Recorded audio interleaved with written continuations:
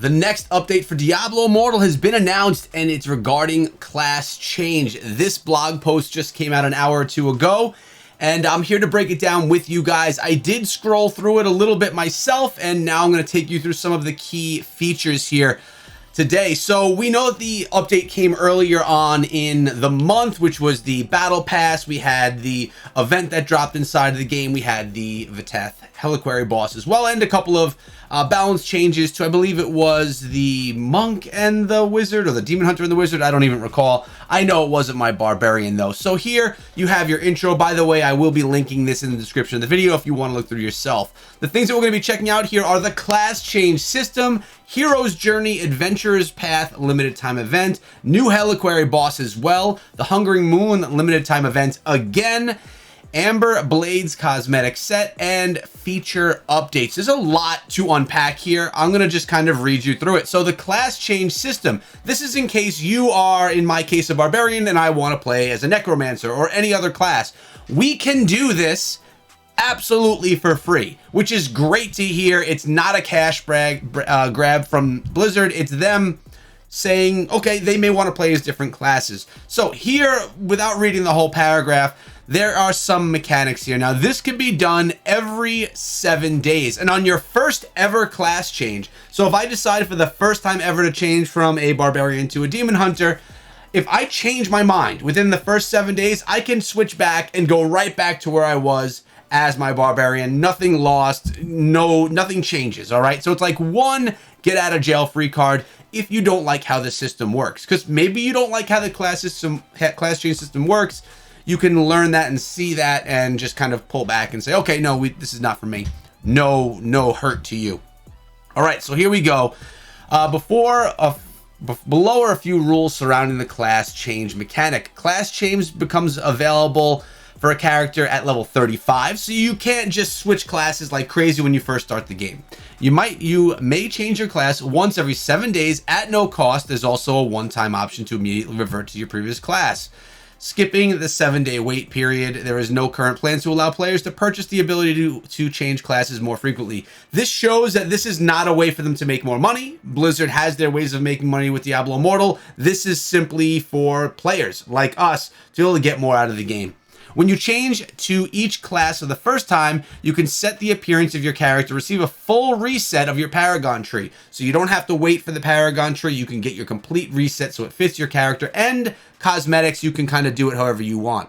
Next, we're up to this. Upon changing to each class for the first time, you'll be granted a placeholder gear. The placeholder gear will be equivalent rank to the previously equipped gear for your class. So if your gear is this rank, this level, it's going to be switched over to that rank and to that level. Now, questions have come to me after this blog post came out saying, what happens if I decide that I'm starting as a Barbarian, I go to a Necromancer, and a month later I want to go back to my Barbarian? Will my gear be what my Barbarian's gear was, or will it reflect the increases that you've gained over that month's time? It doesn't say clearly here, and I don't recall exactly from my conversations with Blizzard, but it's in my opinion, and I do believe that you are going to take any upgrades and enhancements in levels with you back to your original class, even if you go back to the class that you were playing. All right, so let's move on to the next. All clan, warband, and other social group affiliations will carry over. So you don't lose your friends, you don't lose your warband, it's all good. Now, this is one downfall in my opinion. Some class-specific cosmetics and gear will not carry over when you change classes. All gear equipped to previous class will be available in your inventory. Any cosmetics owned for a class will be retained on that class and will be available on changing back to it. So for me, I don't even remember the name of it anymore. It was like the snow one from the Cavern of Echoes, the icy looking gear. I'm a barb with that gear. If I switch over to a Demon Hunter, it seems that I won't have that gear. Now, gear that I should have are all of the Immortal gear pieces that I currently have. I'm currently an Immortal inside of the game, so we have the Immortal gear sets. Those should be available since I'm still that class, and since I'm not going to no longer be an Immortal because I switched to a different class, so I should have that gear. It does stink that you're going to lose a bit of your gear. Let's be honest. Who wants to lose, not gear, cosmetics? Who wants to lose cosmetics that they got from the Battle Pass or for whatever? but it's just how it is right now. Maybe in the future they'll be able to switch back to it. I don't know if it's a coding thing where it's difficult to have that carryover, or if it's something that they want to prevent for other reasons. If it's a coding thing, we can assume that they'll figure it out. If they have other reasons, well, then I don't know. All right, Hero's Journey. Essentially what this is going to be is something else for adventurers, another way to get rewards. Take a look at the codex. You have the Hero's Journey chapter 3. You're going to have things that you can do. If you take a look right here, rewards: 18 aspirin keys, 900 platinum, 1 legendary crest, and a frame as well for your avatar. Essentially, let's see here. Hero's Journey is a new end game experience that unlocks for adventurers during the Frozen Tundra portion of the main quest line, consisting of your characters with two more planned for the future. Hero's Journey will send the complete missile testing objectives that scale in difficulty and rise in your Paragon level. Now, I am the worst at reading while recording. It's because I try to rush. I'm sorry. I apologize ahead of time. Again, platinum, aspirin keys, legendary crests, and even the portrait frame. It's the Glorious Journey portrait frame. I always love these because we're going to play anyway. So when you get things to get rewards, it's free rewards. I'm all about that. So it's nothing groundbreaking, but it's cool that it was added. And it makes me believe that these types of things are going to continuously be added to the game month after month.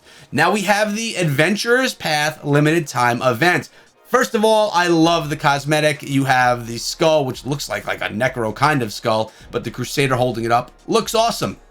That may actually be the thumbnail of this video, or maybe the new Heliquery Boss. We'll have to see. But here in Sanctuary, few are capable enough to stand against the darkness and wager life in the defense for the defenseless. Okay, so essentially here from July 20th, 3 a.m. to August 3rd at 3 a.m. server time, as you complete Adventurer's Path tasks, you'll earn gold, enchanted dust, scrap materials for your heroics.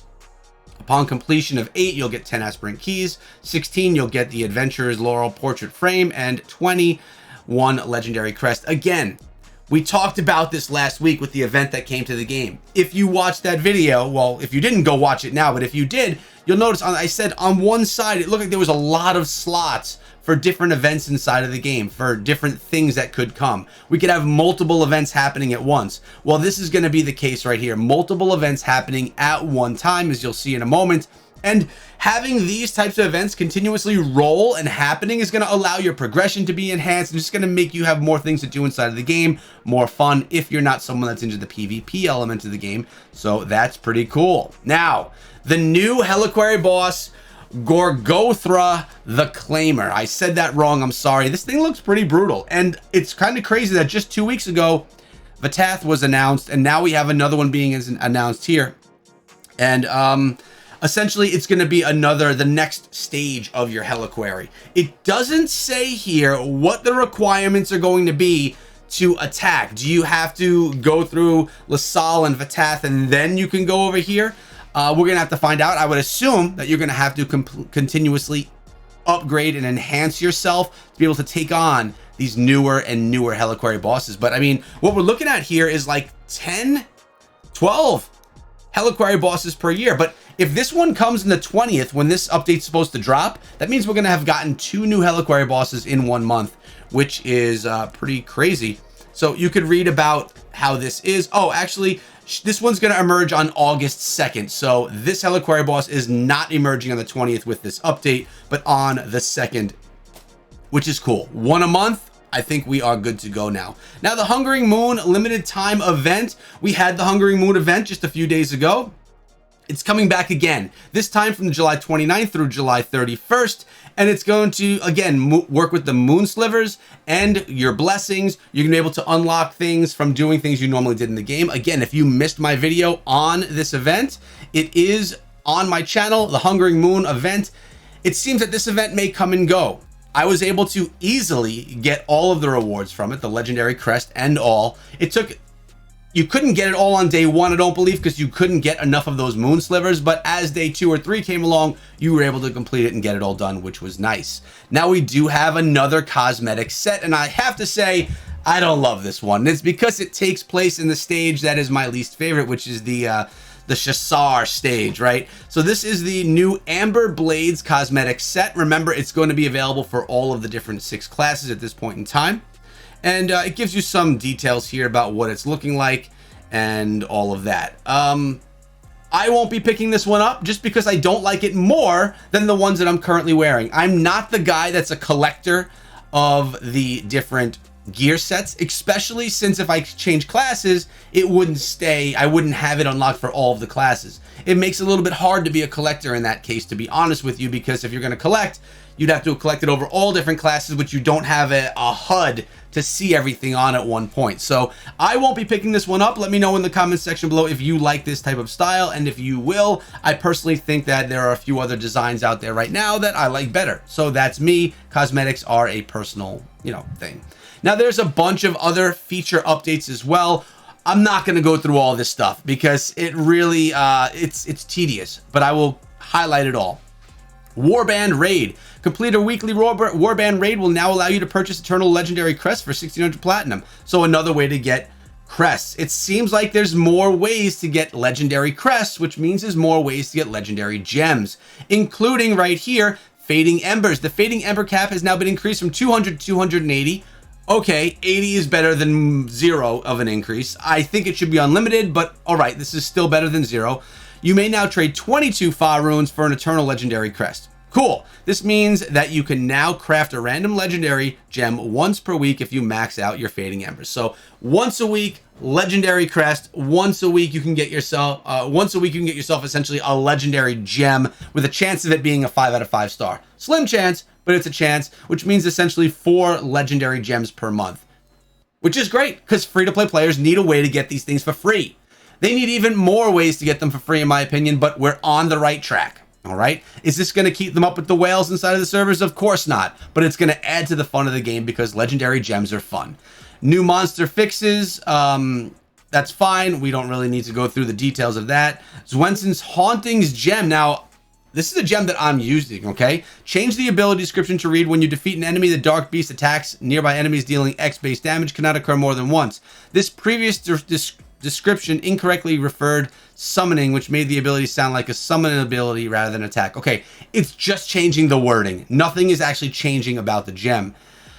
And again, same thing with the Blood-Soaked Jade. It's just wording. Nothing is changing with the gem. Now, this is cool. 36 new class legendary items.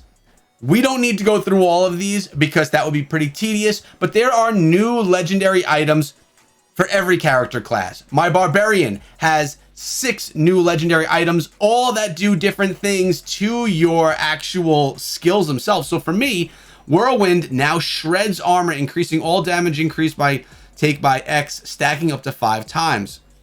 So that's something that I would be interested in, depending on which gear slot it's on and what piece of gear I'd want to lose or what skill enhancement I'd want to lose. Remember, if you do switch out your gear, it's going to switch out how that impacts some of your skills if it's an active change or modification. So something to think of, but I love that there's new gear, which means there's going to be more gear on a regular basis. How regular? Monthly? Maybe, I don't know, but it's really cool to see. There's always going to be a grind. You're never going to be complete. You're never going to be set. And that's why every single month in the channel, I'm putting out build guides for you for that season. So right now we're in season 2 and I have my build guides coming out for season 2 so you can utilize some of this new gear that gets unlocked. We have it for the Crusader. The Demon Hunter has 6 new, the Monk, the Necro, and the Wizard, all with 6 new pieces of gear that can modify your gear along the way, and modify your skills, I should say, along the way.